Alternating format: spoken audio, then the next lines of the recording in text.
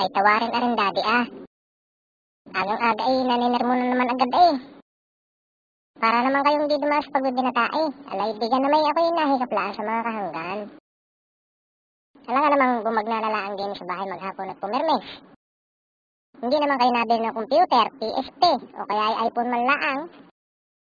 Bakit hindi ako maibig ng mga babae?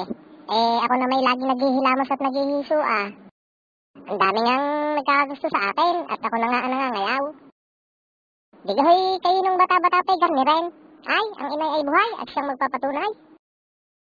Kayo rin? Ay, nakatingin ang ini sa inyo, baka kayo makagalitan. Ano ganun naman nangyari?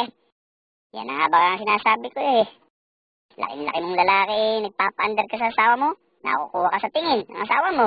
Kahit di pa sinasabi sa iyo, alam mo na agad ang gagawin mo. Agad di kayo maglalaba, magluluto, maglilinis. Abay ikaw, bahala ka. Habang buhay ka ng hanggaan, mahirap yan. Nung binata kay para kang Texas, ngayon pag-asawa ka ng Tagalog talo ka pa.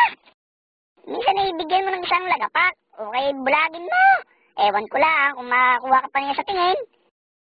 Kahit ako kahit kami pusa, nalabang kami sa aso.